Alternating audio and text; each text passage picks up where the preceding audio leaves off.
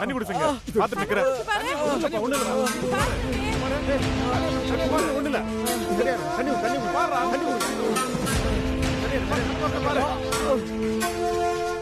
பாத்து வரக்கூடாப்பா. சார் நான் பார்த்துதான் சார் வந்தேன். அவர் தான் வந்து கார்ல மோதிட்டேன். சாரிங்க, நான் கூட ஓரமா தானே வந்தேன். நீங்க பாத்தீங்கல்ல. ஒண்ணு இல்ல, எந்திரி. ஏய்யா, நீயா காரை கொண்டு வந்து மோதிட்டு பொய்யா சொல்லிட்டு இருக்க? இல்லைங்க, நான் பொய்லாம் சொல்லலைங்க. அவர் தாங்க பைக்கை கொண்டு வந்து கார்ல மோதிட்டாரு. சரி, நீங்க தூக்குங்க, நம்ம ஹாஸ்பிட்டல் கொண்டு போலாம். அதெல்லாம் ஒண்ணு வேணாம். ஒரு 10 ரூபா கொடுங்க, எல்லாத்தையும் நானே பாத்துக்கிறேன்.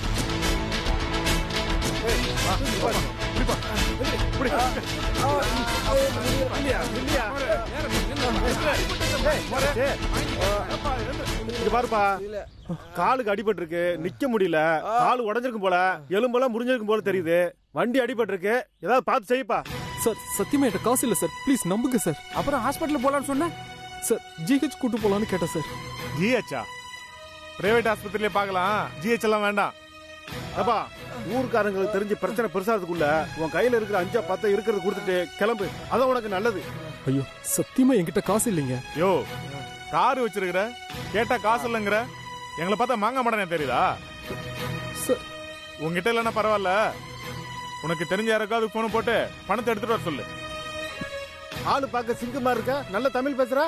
ஆளை பார்த்தா ரொம்ப தப்பா தெரியுத, போலீஸ் பொண்ணு படுப்பா. சார் சார் சார், போன் பண்ண வேணாம் சார். நான் ரொம்ப வருஷமா இங்க தமிழ்நாட்டுல தான் சார் இருக்கேன், அதனால தமிழ் நல்லா தெரியும் சார்.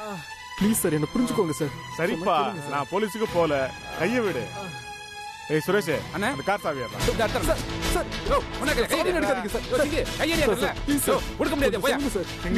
பணத்தை கொடுத்துட்டு கார் சாவி வாங்கிட்டு போ.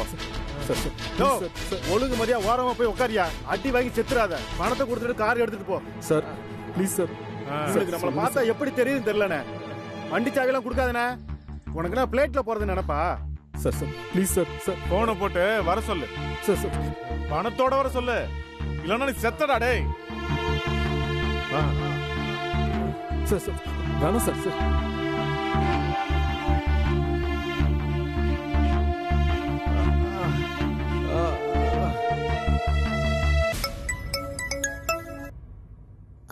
ஹலோ, நான் சீனிவாசன் பேசுறேன். சொல்லுங்க பிரதர். அது ஒன்னுல சிஸ்டர், நான் ஆபீஸ்ல இருந்து கிளம்பி வீட்டுக்கு நான் வந்துட்டு இருக்கும்போது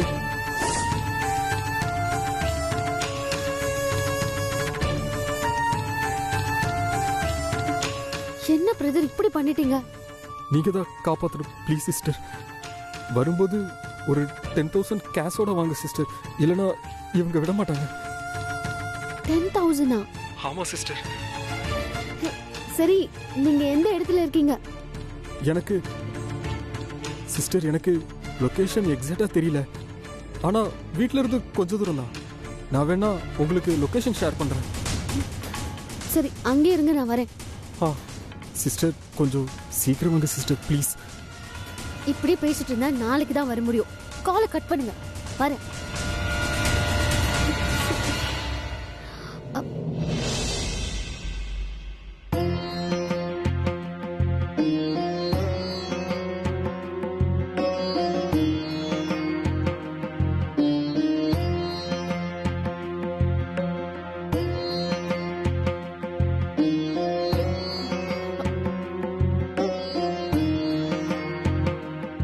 அண்ணம்மா, என்னாச்சு? ஒண்ணும் இல்லம்மா, லேசா தலை வலிக்குது, அவ்வளவுதான். ஐயோ அண்ணம்மா, இப்படி கொதிக்குது. ஒன்னும் இல்லைன்னு சொல்றீங்களே, வாங்க ஹாஸ்பிட்டல் போலாம். அதெல்லாம் வேண்டாம் பத்மா, சாரதா இப்பதான் காஃபி கொடுத்தா. கொஞ்ச நேரம் நான் ரெஸ்ட் எடுத்தா சரியா போயிடும். நகை கடையில இருந்து ஆசாரி வந்திருக்காரு, நீங்க வர சொன்னீங்களாமே.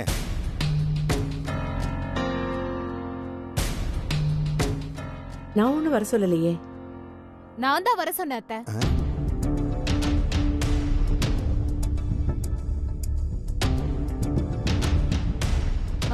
நீங்க மட்டும் வந்திருக்கீங்க, ஓனர் வரலையா? இல்லம்மா, அவர் கொஞ்சம் பிஸியா இருக்காரு, அதனாலதான் என்ன அனுப்புனாரு. ஏராஜி, பத்மா கல்யாணத்துக்கு நகை ஏதாவது ஆர்டர் கொடுக்க போறியா? ஊர்ல உங்க தம்பி பையன் கிட்ட பரம்பரை நகை பத்மாக்குன்னு சொன்னீங்க, அதான் அத்தை. அதுக்கு பாலிஷ் போடணுமா இல்ல கல்லு கில்லு விழுந்திருந்தா வைக்கணுமா என்ன ஏதுன்னு தெரியல. அதான் அத பார்க்க ஆசாரிய வர சொல்லிருந்தேன்.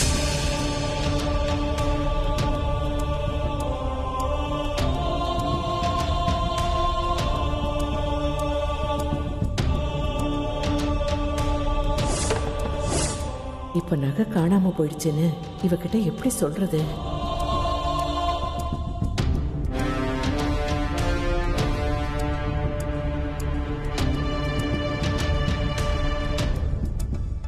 இப்போ அதுக்கு அவசியம் இல்ல. தேவைப்படுறப்ப சொல்லி அனுப்புறேன். அப்போ நீங்க வந்தா போதும். சரிங்கம்மா.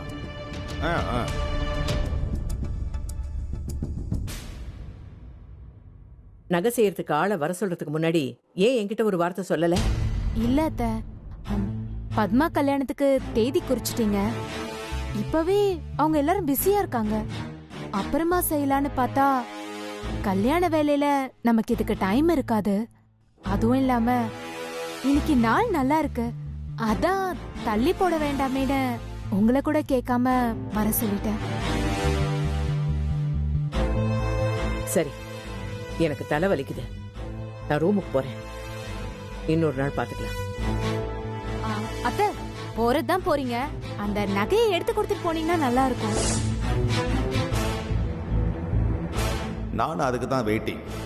என் கையை விட்டு போய் ரொம்ப நாள் ஆச்சு. அதை தான் தேடிட்டு இருக்கேன்.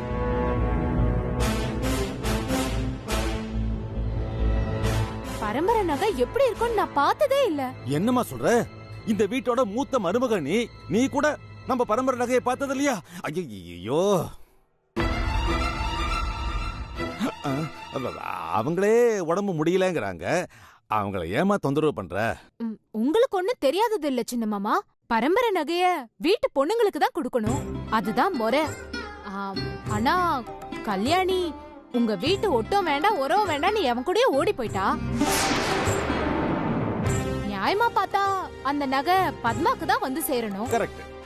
நான் கூட கேக்கல. ஊருக்கு போயிருந்தப்ப இவங்க தம்பி பையன் தான் பத்மாவுக்கு போடுங்கன்னு சொன்னாரு.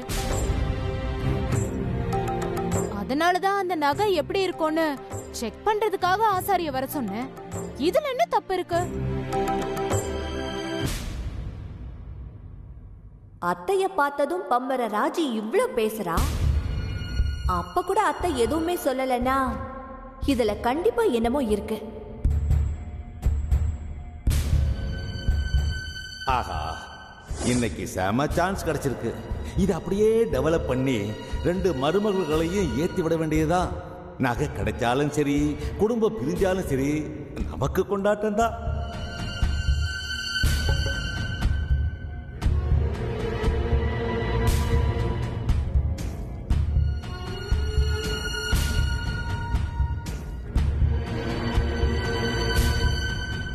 அப்புறம் பேசிக்கலாம். எல்லாரும் போங்க.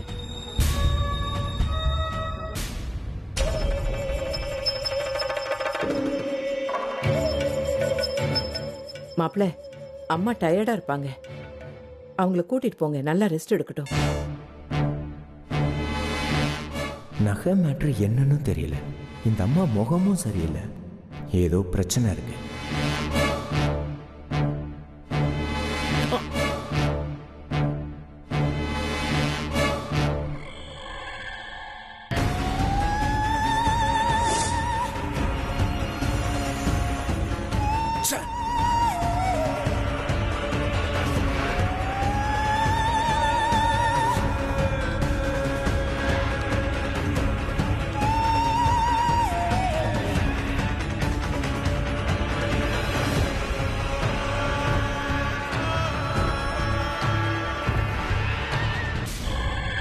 இது வரைக்கும் அந்த அன்னபூர்ணி அம்மா தான் நிக்க வச்சு எல்லாரையும் கேள்வி கேட்டுச்சு. இன்னைக்கு அந்த அம்மாவையே நிக்க வச்சு கேள்வி கேட்கறாங்க. என்னாச்சு இன்னைக்கு? எல்லாமே உல்டாவா இருக்கே. அது என்ன நகை? எங்க இருக்கு? ஒண்ணுமே புரியலையே. அங்கே இருந்து நைஸா அது என்னன்னு தெரிஞ்சுக்கலான்னு பார்த்தா அந்த அம்மா விவரமா வெளியில போக சொல்லிருச்சு. இரிட்டேட்டிங். அதான் அப்புறம் பேசிக்கலாம்னு சொன்னேன்ல. கிளம்புங்க. அப்புறம் பேசுறதுக்கு பதிலா இப்பவே நகை எடுத்து காட்டிட்டீங்கன்னா ஒரு வேலை முடிச்சிடும் அத்தை.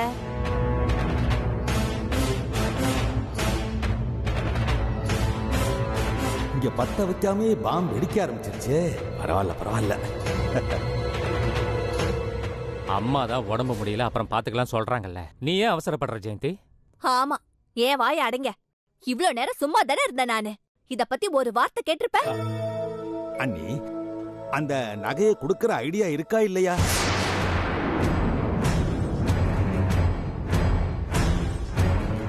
இல்ல இப்ப கொடுக்கலாம் நினைக்கிறீங்களா அப்புறமா கொடுக்கலாம் நினைக்கிறீங்களான்னு இவங்க 2 பேரும் கேக்குறாங்க. சித்தப்பா, வாயை முடிட்டு கொஞ்சம் சும்மா இருங்க. 2 பக்கமும் நல்லா வாசிக்காதீங்க. எல்லா பிரச்சனையும் ஒன்னாலதான். நேத்து நைட்டே சொன்னேன், தேவையில்லாம ஆசாரிட்ட பேசாதன்னு. கேட்டியா? ஆமா, உங்களுக்கு நான் ஒருத்தி தான் கிடைச்சேன்.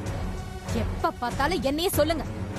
இவ்ளோ கேக்குறோமே, உங்க அம்மா வாயை திறக்கறாங்க. அவங்களுக்கு எல்லாரையும் கேள்வி கேட்டு தானே பழக்கம். என்னைக்காவது பதில் சொல்லிருக்காங்களா? நீங்க 2 பேரும் கொஞ்சம் அமைதியா இருங்க. அவங்களே முடியாம இருக்காங்க. ஆமாண்டி, அந்த நகையை வாங்கி போட்டு நான் தான் அழகு பார்க்க போறேன். உனக்காக தானே அத்தை கிட்ட இவ்வளவு நேரம் பேசிட்டு இருக்கேன். இத பாரு பத்மா, நான் ஒன்னும் ரெஸ்ட் எடுக்க வேண்டான்னு அவங்கள தடுக்கல. அந்த நகையை எடுத்து கொடுத்துட்டு தாராளமா போய் ரெஸ்ட் எடுங்கன்னு தான் சொல்றேன். அண்ணம்மா, இவங்க இவ்ளோ பேசியும் நீங்க எப்படி இவ்ளோ அமைதியா இருக்கீங்க? என்னாலே பொறுமையா இருக்க முடியல. அந்த நகையை எடுத்து கொடுத்துருங்க அண்ணம்மா.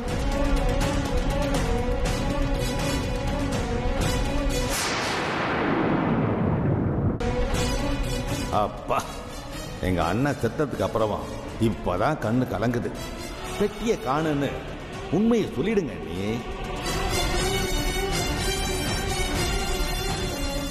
நகை இப்ப என் கையில இல்ல,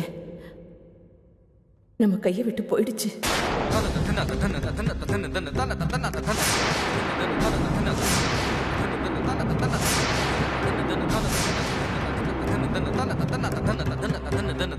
கையை விட்டு போயிடுச்சுன்னா வேற யாருக்கும் கொடுத்துட்டீங்களா?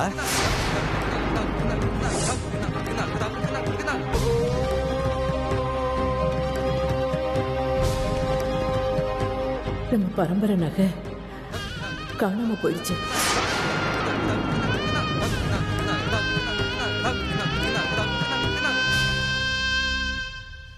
இந்த குடும்பத்தையும் கௌரவத்தையும் நீங்க நல்லபடியா காப்பாத்துவீங்கன்னு உங்களை நம்பித்தானே எங்க அண்ணா எங்களையெல்லாம் உங்ககிட்ட ஒப்படைச்சிட்டு போனாரு. ஆனா நீங்க நகையை தொலைச்சிட்டேன்னு கொஞ்சம் கூட பொறுப்பே இல்லாம சொல்லிட்டு நிக்கிறீங்க. இதுல எங்களை எல்லாம் எங்க இருந்து காப்பாத்த போறீங்க? என்னத்த இவ்ளோ பெரிய விஷயத்தை இவ்ளோ சாதாரணமா சொல்லிட்டு இருக்கீங்க? ஐயோ, பரம்பரை நகை மட்டும் தான் காணாம போச்சா இல்ல எங்க நகையும் சேர்த்து காணாம போச்சா?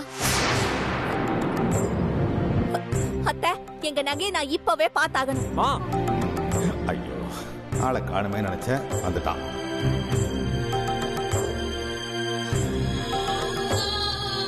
என்னம்மா ஆச்சு? ஏன் இப்படி பேசுறீங்க? அதாவது சூர்யா, நான் எங்க அம்மா கிட்ட பேசுறேன். பேசுறா, நல்லா பேசு. சூர்யா, உங்க அண்ணம்மா நம்ம பரம்பரை நகையெல்லாம் காணாம போயிடுச்சுன்னு சொல்றாங்கடா. கேட்டா ஒண்ணுமே சொல்லாம நிக்கிறாங்க.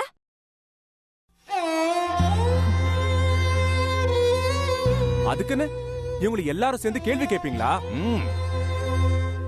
அவங்க நம்ம குடும்பத்துல மூத்தவங்க, நம்ம குடும்பத்தை வழி நடத்துறவங்க. யார்கிட்ட எப்படி பேசணும் தெரியாம கொஞ்சம் கூட மனுஷத்தன்மையே இல்லாம பேசுறீங்க. அவங்க தான் கேக்குறாங்கன்னா நீங்களும் வேடிக்கை பார்த்துட்டு இருக்கீங்க. சூரிய வம்ச குடும்பம் என்னைக்குமே பணத்தை பெருசா நினைக்காம மனுஷங்களை மதிக்கணும்னு சொல்லி கொடுத்தவங்க அண்ணம்மா. ஆனா இன்னைக்கு நீங்கலாம். சூர்யா, அண்ணம்மாக்கு தலை வலிக்குது, உடம்பு வேற நெருப்பா கொதிக்குது. அண்ணம்மா, நீங்க வாங்க, ரெஸ்ட் எடுங்க. நான் டாக்டர் கால் பண்றேன். வாங்க அண்ணம்மா.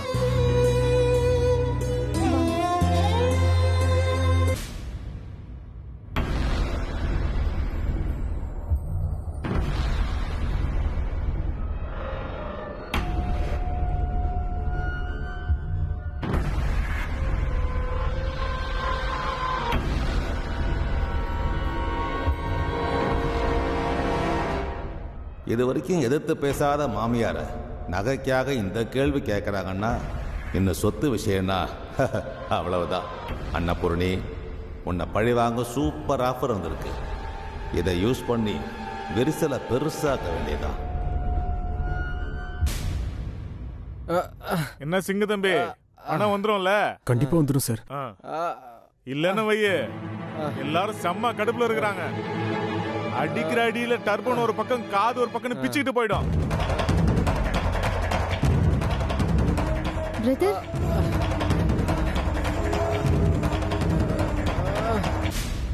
என்ன சிஸ்டர் 10,000 பணம் கொண்டு வரீங்க, ஒரு ஆட்டோல வரக்கூடாதா? 10,000? என் கையில காசு இல்லைன்னு உங்களுக்கே தெரியும்ல. ஐயோ சிஸ்டர், என்ன சொல்றீங்க? நான் தான் போன்ல சொன்னேனே, நான் அவ்வளவுதான் மாட்டினேன். ஆக்சுவலி உங்க மேலதான் மிஸ்டேக். நீங்க தான் மெதுவா வந்திருக்கணும். மேடம், நான் மெதுவாக தான் வந்தேன். இந்த சிங்கு தான் வேகமாக வந்து என் பைக்கில் மோதிட்டாரு. நாளைக்கு ஏதாவது ஒன்றா என் பொண்டாடி பிள்ளைக்கு யார் பதில் சொல்றது?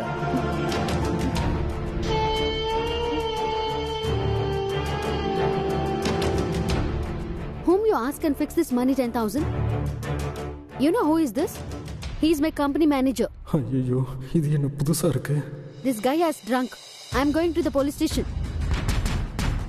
கண்டிப்பா செத்தேன். என்ன மேடம், இங்கிலீஷ்ல பேசினா பயந்துருமா? முதல்ல காசை வைங்க, அப்புறம் பேசுங்க. பைக் ஓட்டுனால குடிச்சிருக்கான்னு சொல்றேன். அவனை ஊத சொல்லுங்க, நான் ப்ரூவ் பண்றேன். ஆமா, வந்துட்டாங்க பெரிய டிராபிக் போலீஸ். அதுதான் நானும் சொல்றேன். இன்னும் கொஞ்ச நேரத்துல டிராபிக் போலீஸ் இங்க வந்துருவாங்க. அவங்க ஊத சொல்லுவாங்கல்ல, அப்ப தெரிஞ்சிடும். குடிக்கவே இல்லைன்னு சொல்றேன், ஊத சொல்றீங்க. வாங்க ஹாஸ்பிட்டல் போலாம், பிளட் டெஸ்ட் எடுக்கலாம். அப்ப தெரியும் குடிச்சிருக்கீங்களா இல்லையான்னு. அப்ப போலீஸ் ஸ்டேஷன் போலாமா? நான் உங்க எல்லார் மேலயும் கம்ப்ளைண்ட் கொடுக்கறேன். ஒண்ணுமே பண்ணாத தப்புக்கு என் கம்பெனி மேனேஜரை இப்படி நடு ரோட்ல நிக்க வச்சிருக்கீங்கன்னு சொல்லட்டுமா? நீங்க இவர் மேல கம்ப்ளைண்ட் கொடுங்க. அப்போ அவங்க கண்டுபிடிப்பாங்க யார் மேல மிஸ்டேக்னு. என் பொண்டாட்டி ஏற்கனவே 100 தடவைக்கு மேல கால் பண்ணிட்டா. எனக்கு வேலை இருக்கு மேடம். என் பிள்ளைங்களை ஸ்கூல்ல வேற விடணும். நான் கிளம்புறேன். ஏய் எப்பா, பணம் வேணுங்கிறவங்க கேட்டு வாங்கிக்கங்கப்பா. நாளைக்கு கோட்டு கறி பண்ணலான்னு பார்த்தேன், போச்சா? டேய் குமாரே, நில்றா. டேய் சொன்ன கேளுடா, நில்றா. மரியாதையா இவர்கிட்ட கார் கீ கொடுத்துருங்க, இல்லனா நான் போலீஸ் ஸ்டேஷன் போக வேண்டியிருக்கும். போதுமா தாயே? அடிப்பட்ட ஆளே இங்க இல்ல, எதுக்கு பேசிட்டு இருக்க?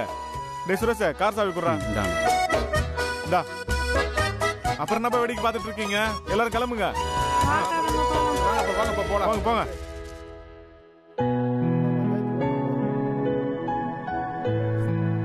Thanks sister. முதல்ல வண்டி எடுங்க.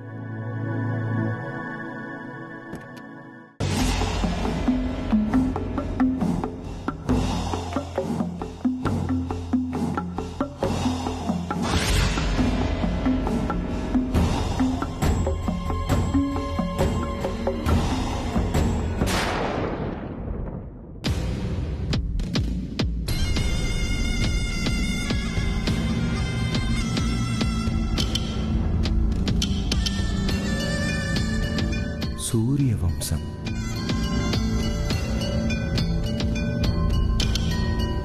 இதுக்குள்ள என்ன இருக்கும்?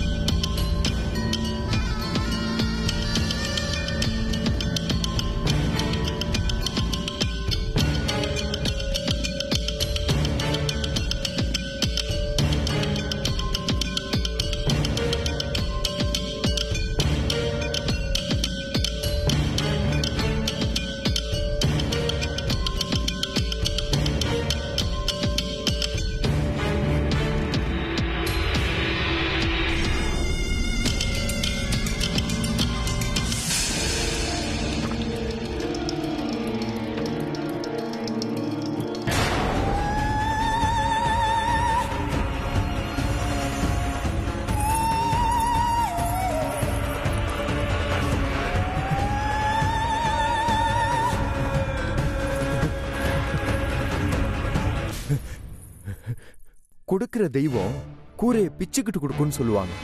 ஆனா எனக்கு பெட்டியை உடைச்சுக்கிட்டு கொடுத்துருக்கு. இந்த நகைக்காக தான் கீழே சண்டை போட்டுட்டு இருந்தாங்கன்னு நினைக்கிறேன்.